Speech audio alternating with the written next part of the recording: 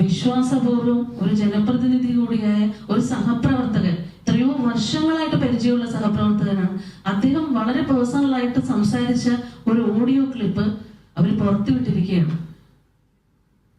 ആ ഓഡിയോ ക്ലിപ്പില് പല ഭാഗത്തും അവർ സംസാരിച്ചത് മ്യൂട്ട് ചെയ്തിട്ടുണ്ട്.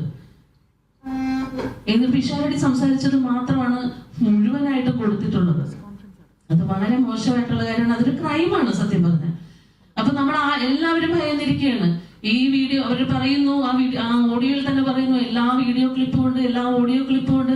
അപ്പൊ സംസാരിച്ചവരുടെയൊക്കെ അതൊക്കെ ഒരു തെറ്റായ രീതിയാണ്. പ്രത്യേകിച്ച് ഒരു സംഘടനയെ നയിച്ചു കൊണ്ടുപോയ ആളാണ്. പല സാഹചര്യത്തിലും പലർക്കും സംസാരിക്കേണ്ടതായിട്ട് വന്നിട്ടുണ്ട്, അവരോട് ഉണ്ടാവും. അപ്പൊ അതൊക്കെ റെക്കോർഡ് ചെയ്ത് വെച്ചിട്ട് പിന്നീട് അത് എന്താ പറയുക, ഭീഷണി പോലെ അത് എന്റെ കയ്യിലുണ്ട് എന്ന് പറയുന്ന രീതിയും ശരിയല്ല.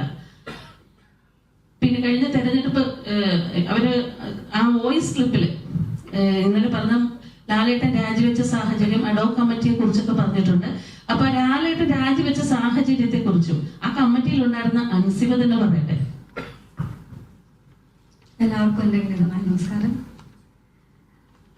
ഞാൻ അമ്മയിലൊരു അംഗം എന്ന നിലയിലും ഒരു വ്യക്തി എന്ന നിലയിലുമാണ് വന്ന് സംസാരിക്കുന്നത്. കാരണം ഞാൻ നിങ്ങളോട് സംസാരിക്കണമെന്ന് കുറച്ച് ദിവസങ്ങളായി ആഗ്രഹിച്ചുകൊണ്ടിരിക്കുകയാണ്.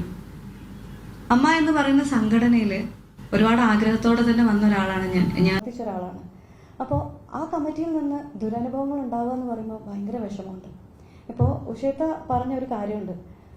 ഈ കമ്മിറ്റിക്ക് മുന്നേ ലാലേട്ടൻ പ്രസിഡന്റായിട്ടുള്ള ഒരു കമ്മിറ്റി ഉണ്ടായിരുന്നു. ആ കമ്മിറ്റി പിന്നീട് പ്രത്യേക സാഹചര്യത്തിൽ അഡോക് കമ്മിറ്റിയായി മാറ്റേണ്ട ഒരു അവസ്ഥ വന്നിട്ടുണ്ടായിരുന്നു. അപ്പോൾ ആ അവസ്ഥ വന്നത് എല്ലാവർക്കും അറിയാവുന്ന കാര്യമാണ്. ഞങ്ങളുടെ ആ കമ്മിറ്റി മുന്നോട്ട് പോകുന്ന സമയത്ത്, ലാലേട്ടൻ പ്രസിഡന്റ് ആയിട്ടുള്ള കമ്മിറ്റി മുന്നോട്ട് പോകുന്ന സമയത്താണ് ഹേമ കമ്മിറ്റി റിപ്പോർട്ട് വരികയും അതിനെ തുടർന്ന് വളരെ പ്രശ്നങ്ങൾ രൂക്ഷമാവുകയും ചെയ്തു. അതിനിടയിൽ തന്നെ ജനറൽ സെക്രട്ടറിക്കെതിരെ വലിയ ഗുരുതരമായിട്ടുള്ള ആരോപണം വരികയും അദ്ദേഹം രാജിവെച്ച് പോവുകയും ചെയ്തു. അങ്ങനെ പ്രശ്നങ്ങൾ ഗുരുതരമായതോടെയാണ് പ്രസിഡന്റ് ആയിട്ടുള്ള ലാലേട്ടൻ ആ കമ്മിറ്റി പിരിച്ചുവിടുകയും ചെയ്തത്. അങ്ങനെ ആ കമ്മിറ്റി പിരിച്ചുവിട്ട സമയത്ത് ഇനി മുന്നോട്ട് എങ്ങനെ എന്നുള്ളൊരു ചോദ്യം വലുതായിരുന്നു. ആ ഒരു ചോദ്യത്തിന്റെ പുറത്താണ് ആ കമ്മിറ്റി തന്നെ വീണ്ടും അഡോക് കമ്മിറ്റി ആയത്. അതിന് മറ്റൊരു കാരണം കൂടെ ഉണ്ടായിരുന്നു കേട്ടോ. ആ കമ്മിറ്റി അന്ന് രാജിവെക്കുന്ന സമയത്ത് ജനറൽ ബോഡി നടക്കാൻ ഒരുപാട് മാസങ്ങൾ ബാക്കിയുണ്ടായിരുന്നു. അപ്പൊ അത്രയും മാസങ്ങൾ അമ്മയിൽ നടന്നുകൊണ്ടിരിക്കുന്ന പ്രവർത്തനങ്ങൾ മുന്നോട്ട് നീങ്ങണം. അത് നീങ്ങണം എന്നുണ്ടെങ്കിൽ അത് നോക്കി നടത്താൻ ഒരു കമ്മിറ്റി അത്യാവശ്യമായിരുന്നു എന്നുള്ളത് കൊണ്ട് മാത്രമാണ് അന്ന് ലാലേട്ടൻ പ്രസിഡന്റ് ആയിരുന്ന അതേ കമ്മിറ്റി വീണ്ടും അഡോക് കമ്മിറ്റി ആയിട്ട് മാറിയത്. ഇപ്പൊ ഞാൻ ആദ്യമായിട്ടാണ് അഡോക് കമ്മിറ്റി എന്നുള്ള പേരൊക്കെ കേൾക്കുന്നത്. എന്തായാലും അങ്ങനെ ഒരു കമ്മിറ്റി രൂപീകരിക്കപ്പെട്ടു. ആ കമ്മിറ്റിയാണ് പിന്നീട് കാര്യങ്ങൾ മുന്നോട്ട് കൊണ്ടുപോയത്. അതുപോലെ തന്നെ മറ്റൊരു ചോദ്യമായിരുന്നു സഞ്ജീവിനി എങ്ങനെ അഡോക് കമ്മിറ്റിക്ക് മുന്നോട്ട് കൊണ്ടുപോകാൻ പറ്റുന്നുള്ളത്. സഞ്ജീവനി നമ്മുടെ ആ കമ്മിറ്റി രാജിവെച്ച് അഡോക് കമ്മിറ്റി ആവുന്നതിന് മുന്നേ തീരുമാനമെടുത്ത ഒരു പ്രൊജക്റ്റ് ആയിരുന്നു. അതായത് ഞാൻ തന്നെ മുന്നേ പല ഇന്റർവ്യൂകളിലും പറഞ്ഞിട്ടുണ്ട്, വിഷ്ണു ഉണ്ണികൃഷ്ണന്റെ മെഡിസിൻ പ്രൊവൈഡ് ചെയ്യുന്ന കമ്പനിയിൽ നിന്നാണ് സഞ്ജീവിനിയിലുള്ള അംഗങ്ങളായിട്ടുള്ള നമ്മുടെ ആളുകൾക്കെല്ലാം മരുന്നുകൾ എത്തുന്നത്. അപ്പോൾ സഞ്ജീവിനി പ്രവർത്തനങ്ങൾ തുടങ്ങുന്നതും സഞ്ജീവിനി തുടങ്ങാമെന്ന് തീരുമാനിക്കുന്ന സമയത്ത് ജനറൽ സെക്രട്ടറി ആയിട്ടുണ്ടായിരുന്ന സിദ്ദിഖിക്ക അവിടെ ഉണ്ടായിരുന്നു. അപ്പൊ അങ്ങനെയാണ് വിഷ്ണു ഉണ്ണികൃഷ്ണനായിട്ട് സംസാരിക്കുന്നതും മറ്റു 3 കൊട്ടേഷൻ എടുക്കുന്നതും. അങ്ങനെ വിളിച്ച മൊത്തം കൊട്ടേഷനുകളിൽ നിന്നും ഏറ്റവും വില കുറഞ്ഞ രീതിയിൽ നമുക്ക് ഏറ്റവും നല്ല മെഡിസിൻ പ്രൊവൈഡ് ചെയ്യാം എന്ന് പറഞ്ഞുകൊണ്ട് വിഷ്ണു ഉണ്ണികൃഷ്ണന്റെ ആ ഒരു കൊട്ടേഷൻ നമ്മൾ ഏറ്റെടുക്കുകയും അങ്ങനെ സഞ്ജീവിനി പദ്ധതിയിൽ വിഷ്ണു ഉണ്ണികൃഷ്ണന്റെ കമ്പനിയെ ഉൾപ്പെടുത്തുകയും മരുന്നുകൾ കൃത്യമായി അയച്ചു കൊടുക്കുകയും ചെയ്തത്. പക്ഷെ നമ്മുടെ സഞ്ജീവിനി പ്രൊജക്ട് ഓൺ ആയതിനു ശേഷമായിരുന്നു ജനറൽ സെക്രട്ടറി അവിടുന്ന് സ്ഥാനമൊഴിയുന്നതും ഈ കമ്മിറ്റി അഡോക് കമ്മിറ്റിയായി മാറുന്നതും. അപ്പൊ ആ അഡോക് കമ്മിറ്റി തീരുമാനിച്ചത് ഓൾറെഡി പ്ലാൻ ചെയ്തു വെച്ച സഞ്ജീവനി പ്രൊജക്ട് നമുക്ക് മുന്നോട്ട് കൊണ്ടുപോകണം. കാരണം 5000 രൂപ കൊണ്ട് മരുന്ന് ഉൾപ്പെടെ ജീവിത ചെലവ് മൊത്തം താങ്ങി നിർത്തുന്ന ഒരുപാട് മെമ്പേഴ്സ് ഉണ്ട് അമ്മയിൽ. അപ്പൊ നമുക്ക് അത്ഭുതമായിരുന്നു 5000 രൂപയ്ക്ക് മരുന്നും വാങ്ങി ഒരു മാസം അവർ ചെലവും കഴിയാന്ന് പറയുമ്പോൾ. അപ്പൊ അവർക്ക് നമ്മൾ ഈ മരുന്ന് കൊടുക്കുകയാണെന്നുണ്ടെങ്കിൽ ആ 5000 രൂപ അവർക്ക് അവരുടെ ജീവിത നിത്യ ചെലവുകൾക്ക് ഉപയോഗിക്കാമല്ലോ എന്നുള്ള ചിന്തയിൽ തുടങ്ങിയതാണ് സഞ്ജീവനി. അപ്പൊ അഡോക് കമ്മിറ്റി അത് ഏറ്റെടുത്ത് സഞ്ജീവനി പ്രൊജക്ട് തുടങ്ങി എല്ലാവർക്കും കഴിഞ്ഞ ജനുവരി 26-നായിരുന്നു സഞ്ജീവനി ലോഞ്ച് ചെയ്തത്.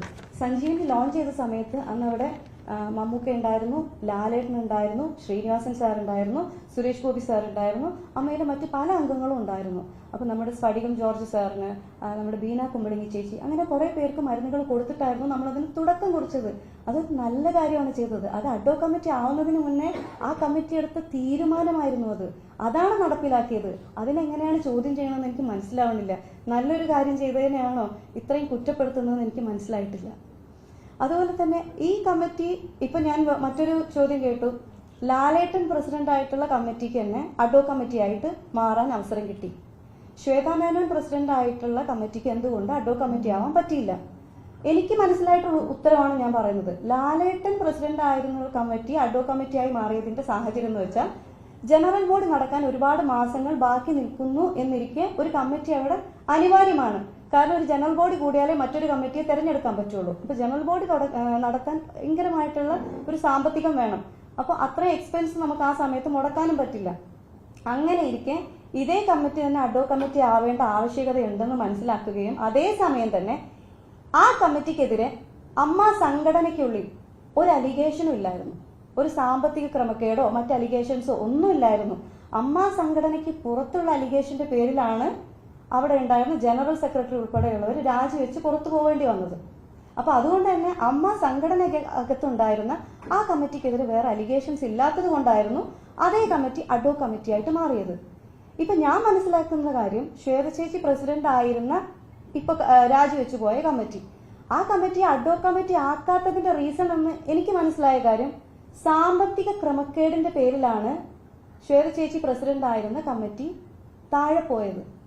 അവരുടെ സാമ്പത്തിക റിപ്പോർട്ട് പാസ്സായില്ല ജനറൽ ബോഡിയിൽ.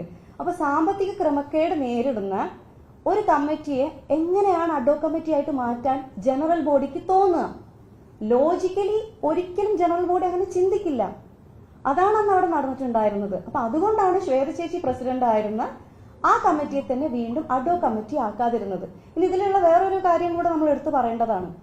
സാമ്പത്തിക ആരോപണം നേരിടുന്ന ഈ രാജിവെച്ച കമ്മിറ്റിയെ അഡ്വോ കമ്മിറ്റി ആക്കിയിട്ടില്ലെങ്കിലും ആ കമ്മിറ്റിയിൽ ഉണ്ടായിരുന്ന ഡോക്ടർ റോണി ഡേവിഡ്, ആശ അരവിന്ദ് എന്നിവരെ അഡ്വോ കമ്മിറ്റിയിൽ ഉൾപ്പെടുത്തിയിട്ടുണ്ട്. ആശ അരവിന്ദ് ചേച്ചി റിസൈൻ ചെയ്തു എന്നാണ് ഞാൻ അറിഞ്ഞു. പക്ഷെ റോണി ഡേവിഡ് അദ്ദേഹം ഇപ്പോഴും ഉണ്ട്.